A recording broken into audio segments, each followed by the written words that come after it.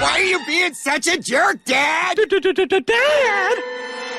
Yeah, this is my dad. In Crisscross, Chris is having a rough time at school after getting teased for his no-name sneakers. Desperate for cash, he spots some money in Lois's purse and decides to take it, but Meg catches him in the act. As we've covered in previous videos, Meg blackmails the crap out of Chris, making it so he has to do whatever she wants or else she'll snitch. But eventually, this just sends Chris into the arms of his true soulmate. Hi, do you mind if I live with you? My goodness, I feel like I'm gonna pinch myself to see if I'm dreaming. Don't give yourself a heart attack, old man. Did you see how excited this dude got? Later that night, though, is when things really get weird. It's 6 o'clock. I'm not really tired yet. You had those 3 cups of NyQuil. You'll be down soon enough. Sweet dreams, Chris. Mr. Herbert, what's life really all about? It's about trying new things. Thanks, Mr. Herbert.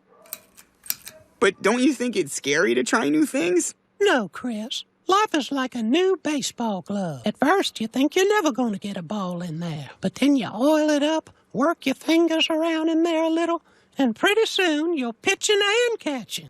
Oh boy, is that what happened with Diddy? Sorry. You really know how to waste a Cialis, don't you? Real smooth, Chris. The next day, Herbert wakes up to find his house in total disarray. His beloved VHS collection is in shambles, with tapes scattered everywhere. Chris casually picks up a VHS labeled Lost Boys, which prompts Herbert to act very suspicious. What did you do with my videotapes? I was trying to find a good movie to watch. I've never even heard of most of these. Mikey's scoliosis exam, Nephew's somersault compilation. I assume you heard of the alphabet. You want to explain to me how Sammy Popsicle comes before Napping Various? Geez, I'm sorry. Well, can we watch Lost Boys? I've heard of that one. Those are different Lost Boys. That clip I just played could prematurely end my YouTube career faster than I prematurely finish in bed, but it was worth it for you guys. Anyways, things take a turn later in the episode when Herbert's finally fed up with Chris not living up to his expectations, so he kicks Chris out. From here, Chris leaves, only to reunite with Meg, and the two siblings make up after realizing they need each other. Meanwhile, Herbert watches from afar. Yeah, I forgive you.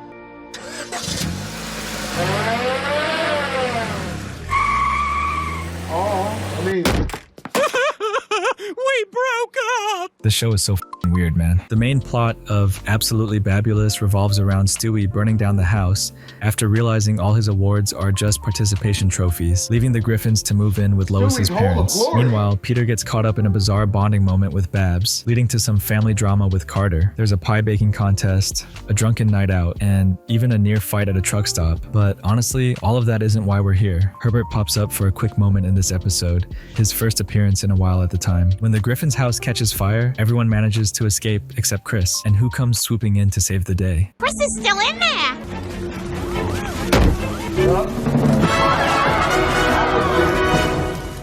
I wouldn't have did that at all.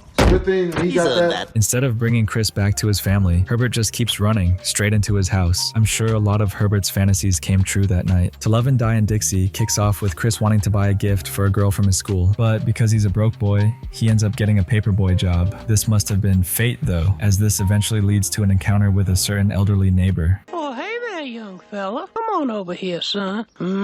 That's a nice muscly throwing arm you got there. Got a nice tip for you right here in my pocket. Why don't you reach in there and fish it out for yourself? Never fish a tip out of a person's pocket. Weird. Fun fact, this is Herbert's first ever appearance in Family Guy, and from the get-go, he is way too eager to befriend Chris. Chris eventually gets the gift for the girl and gives it to her, but of course, he messes everything up. Fast forward to the next day, and Chris runs into Herbert again. Hey, muscly arm. Why the long face? Oh, it's this girl. Oh, who needs them? You like popsicles? Well, sure. And you need to come on down to the cellar. No, thanks. I gotta get going. Don't make me beg now. You're funny. Bye. Get your fat ass back here. I feel messed up saying this considering the context, but that scene is actually pretty iconic. Everybody would mimic that popsicle line in Herbert's voice back in the day. Anyways, after this, the episode really heats up when Chris witnesses a robbery, but when the criminal escapes and threatens Chris, the FBI relocates the entire Griffin family to the Deep South for their safety. While there, Chris bonds with a new friend, Sam, and eventually realizes later that Sam is actually a girl. I know you're probably wondering what the fuck this has to do with Herbert, but just wait for it, trust me. In the end, the criminal manages to find Chris, but is eventually shot by Sam's father, thus sending the Griffins back home. And holy shit, Look at what the Griffins come home Holy to. shit is real. You have 113 new messages. Oh, my. Yeah, I was just wondering, where the newspaper boy was. Guess who? Sorry to leave you so many messages. Just lonely here. Where are you? Oh, you're starting to piss me off, you little piglet son of a bitch. Even in the middle of all this chaos, back home in Quahog, Herbert is absolutely tweaking over Chris. I've gotten these types of messages from dudes, and it's not good. But on the bright side, we've also gotten these type of messages from women, and those are good.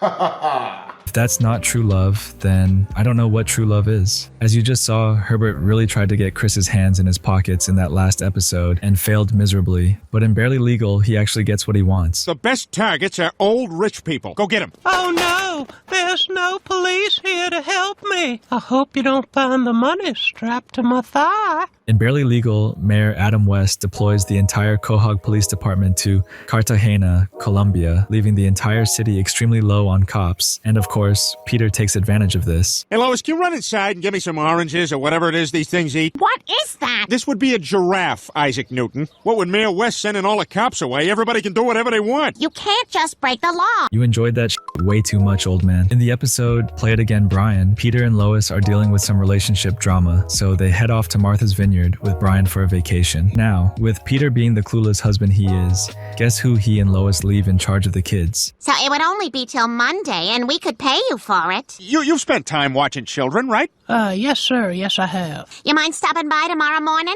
I'll wear my snazziest duds. Got my tweed pressed, got my best vest. All I need now is the boy. All I really need is the boy. While Peter's off getting wasted and ruining Brian's big moment while on vacation, Herbert is back home laying down the law with Meg, Chris, and Stewie. All right, children. Want to lay down a few ground rules. No cussing, clean your plates, and only a half hour of radio, and then it's off to bed. Well, that sucks. And don't you mouth off to me, or I'm gonna slap you right in your penis. But I'm a 17-year-old girl, and I don't need you here. But you're a 17-year-old girl, and I don't need you here. Next, Herbert schemes to get Chris to take a bath, but his plan backfires in the best way possible. It's bath day. Oh, I don't want to take a bath. Not for you, silly. It's bath day for me. Know anybody with a pair of strong young hands to help me in and out of the tub? Nope. Oh, rats! As the night goes on, Herbert takes it upon himself to read Chris a little bedtime story. But Chris, at this point, has had enough and finally calls Herbert out. And he knew that sometimes the things that seem the most dangerous turn out to be the most fun. Are you a... Chris is very blunt, and YouTube would literally spirit bomb my entire channel if I played the clip. But let's just say that we all know what Herbert is, and Chris calls him it to his face. To wrap things up, Herbert's still hanging around Chris's bed later that night when the evil monkey pops out of the closet.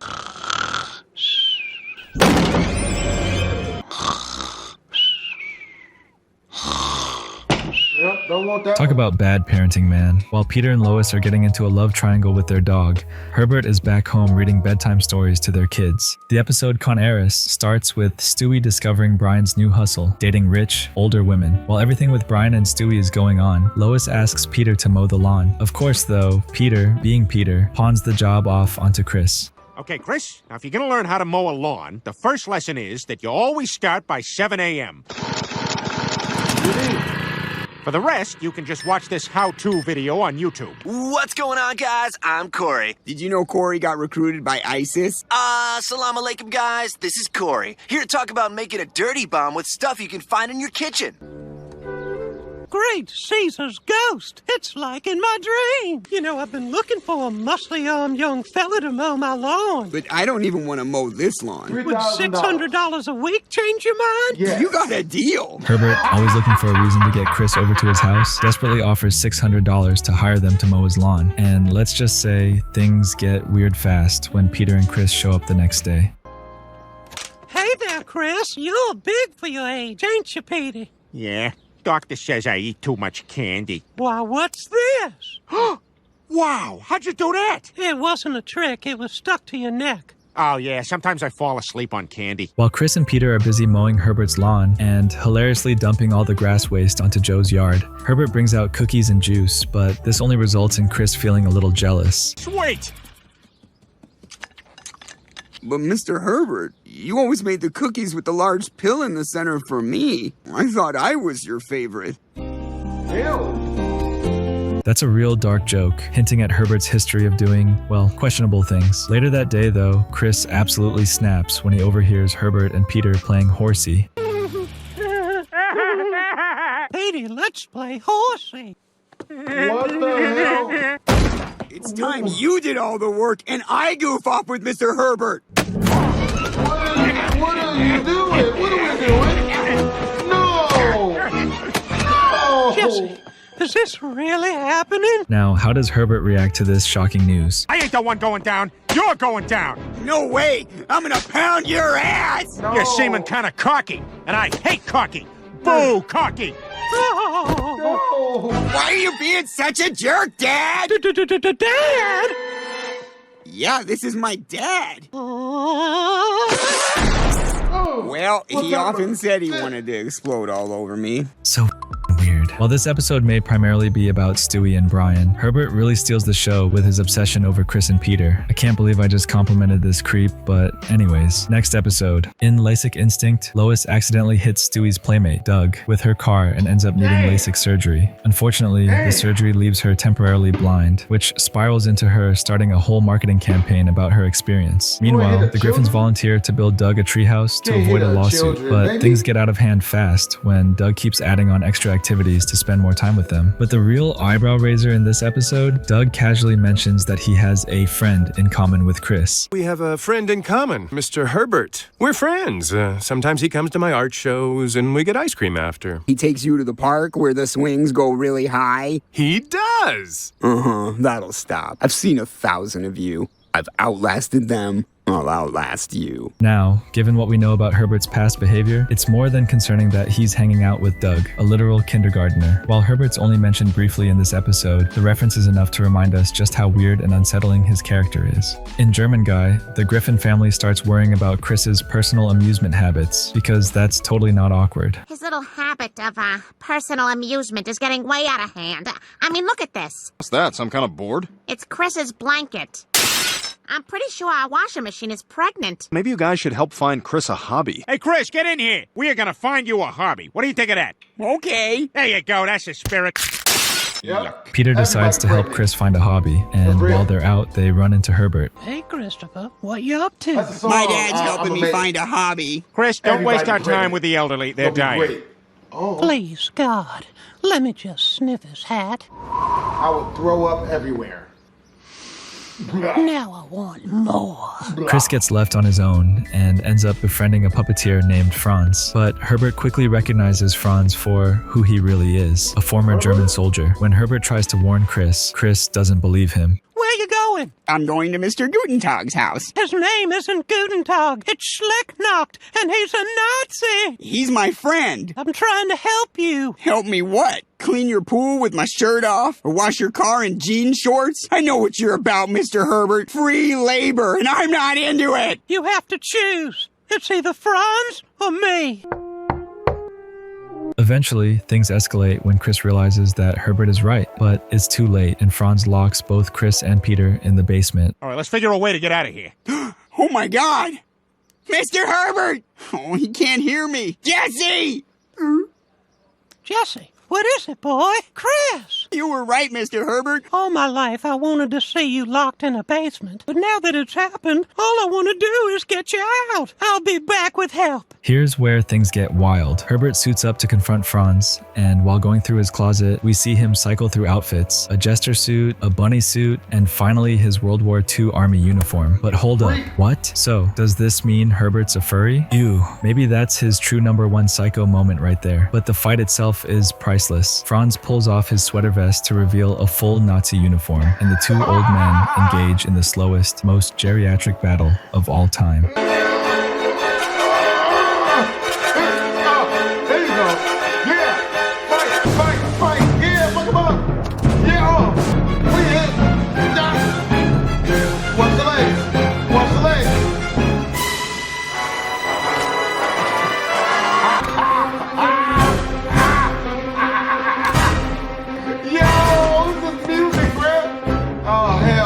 Wake up, we're fighting. Where am I? It's okay, we're fighting. Wake up. Oh, hang on, pills. Yeah, me too. Motherfucker! Would you mind calling my nurse? Her name is Frida. Her phone number is in the kitchen. After all is said and done, Herbert saves Chris and Peter, and the episode ends with Chris thanking Herbert and giving him a hug. Ah, touching, right? Except for the fact that Herbert was literally foaming at the mouth, begging to sniff Chris's hat earlier, and has a suspicious bunny suit in his closet. There are definitely worse Herbert moments coming up, but this is all still very questionable. Chris is pretty dumb when it comes to Herbert, but how about Stewie? We find this out in the episode Moving Out. In this episode, Peter really screws Brian over while he's hanging out with Brian's girlfriend, Jillian. You know, you are a catch, young lady. You know that? I don't know when the hell Brian is going to open his eyes and get serious with you.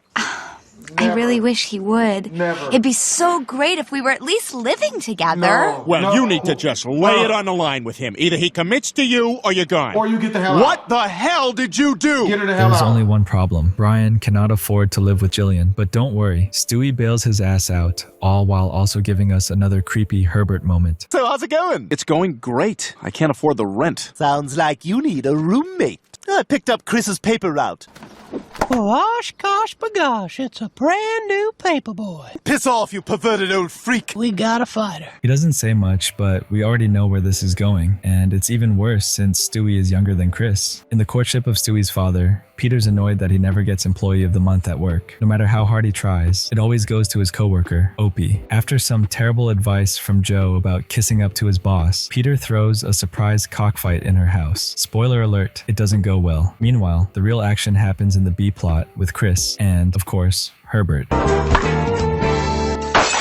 Aw, crap. Well, looks like the good Lord just sent me a conversation starter. Herbert sees this as the perfect opportunity to get closer to Chris, and when Herbert visits the Griffins to snitch on Chris, Lois isn't too happy about paying for the damages. But Herbert, with his usual ulterior motives, suggests that Chris work off the debt by doing chores for him. Oh my God, I am so sorry. Chris, this is gonna come out of your allowance. No. I could use a strapping young man to do some chores around my house. You have damaged this man's property, and until you pay off the debt, you'll do whatever job he wants you to do. And at the end of the day, if you're exhausted and your face is dripping wet, well, that just means you did a good job. That sounds fine. You need a strapping young man to help around the house? No red flags there, right? The next day, Chris begrudgingly starts working at Herbert's place, and Herbert, as always, has to make weird. While Chris is raking leaves, Herbert can't help but make his usual creepy comments. You know, if you get sweaty and want to take your shirt off, that'd be just fine. Or tie it in a knot, your choice. Later, Herbert takes Chris out to dinner, and the two snap a photo together.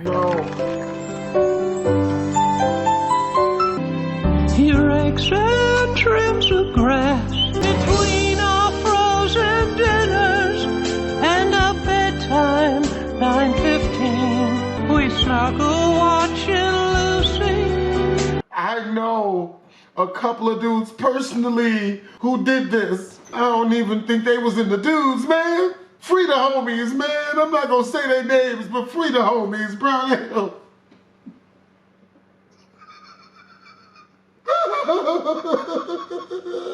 On a big, enormous 12-inch screen. Someday I know we two will go somewhere that's green.